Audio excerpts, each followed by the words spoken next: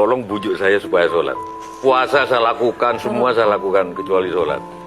Ketika Allah perintahkan ibadah-ibadah yang lain, itu cukup perintah ayat saja turun. Allah perintah haji, ayat saja turun. Allah perintah puasa, ayat saja turun. Allah perintah bayar zakat, ayat saja turun. Tapi ketika Allah perintah sholat, tidak boleh ayat turun. Nabi dijemput oleh 2 malaikat, kemudian diajak naik, ketemu dengan Allah untuk menerima perintah ini. Kenapa? Karena perintah ini sangat penting. Mas, saya boleh dagang, bayar zakat sambil nyanyi. Saya boleh haji sambil nyanyi. Tawaf, labbaik Allahumma labbaik, labbaik la syarika laka labbaik. Boleh.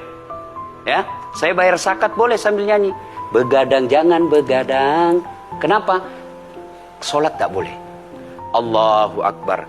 Darah muda, darahnya pada batal sholat saya. Kenapa? Inilah puncak penghambaan kepada Allah.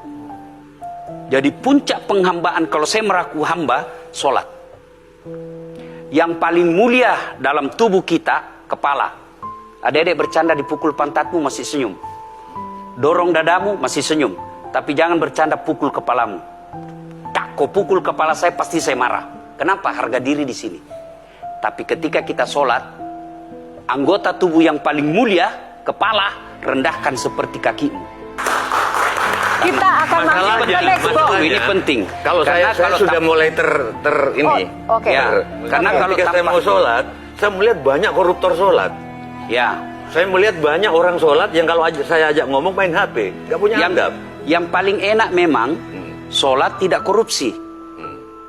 Yang paling nyaman memang, paling ideal sholat jujur. Tapi wala talbisul haqqa bil batil, kata Allah. Allah tidak mencampurkan antara hak dan batil. Sholatmu beda, puasamu beda, maksiatmu beda. Itulah sehingga Allah hadirkan 2 malaikat, Rakit dan Atid, mencatat yang baik di baik, yang salah salah. Tapi ini setan kan tidak membiarkan itu. Maka setan masuk. Nah, dia sholat tapi dia korup. Tapi Allah Maha Adil, maka ditimbanglah nanti mana yang lebih banyak, kebaikanmu atau keburukanmu. Kalau dia baik amalnya tapi tidak ada sholatnya, sia-sia. Kenapa? Passwordnya kebaikan itu, kuncinya itu adalah sholat. Ustadz ketika naik haji, naik pesawat, pesawat itu mungkin dibikin orang yang nggak sholat. Iya, betul. Terus gimana dong? Nah, kursi itu mungkin dibikin orang yang nggak sholat. Iya, betul. Terus? Nah, bagi orang yang tidak sholat itu, Allah nanti perlihatkan amalnya. Yang ciptakan listrik ini luar biasa amalnya. Iya. Saya bisa dakwah karena ada mic. Iya. Dan mic itu dari orang non-muslim yang ciptakan. Maka Allah nanti pamerkan. Ini kau punya amal. Ini 10 Buddha, 10 miliar kau punya amal. Mana passwordnya? Mana kuncinya? Kuncinya itulah sholat. As-sholatu imanuddin, as-sholatu miftahul jannah. Sholat itu kunci kebaikan, sholat itu tiangnya agama. Sebuah bangunan, dia bisa berdiri tanpa dinding. Sebuah bangunan, dia bisa kokoh tanpa atap. Tapi ketika bangunan tidak punya tiang, pasti tidak kokoh. Tiang itulah dalam agama, sholat. Dia tidak husuk, tidak ada urusan. Allah tidak hitung kamu husuk atau tidak. Kamu datang deh sujud sama saya. Ya. Sudah sholat, idealnya dia bersih. Karena tidak mungkin sholat kalau dia tidak wudhu. Tapi kok ada orang sholat tapi jorok, buang sampah sembarangan. Itulah keberhasilan setan menggoda kita. Itulah sebabnya kita minta perlindungan kepada Allah. Kenapa ketika melontar 3 jumroh? Orang haji kan melempar 3 jumroh.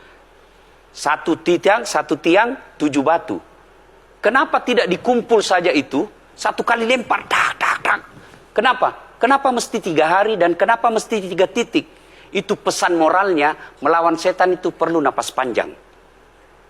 Dengar azan, jangan pikir setan, dia tebar itu. Tidak usah kau sholat, nanti kau tua. Anggaplah pergi sholat, setan menyerah, tidak. Buru-buru kamu, buru-buru. Akhirnya apa? Wudhu tidak sempurna. Anggaplah Anda wudhu dengan sempurna. Setan menyerah, tidak. Masuk masjid. Tidak usah sholat sunnah. Tidak usah sholat sunnah. Prinsipnya setan, kalau dia tidak bisa dikalah, jangan untung.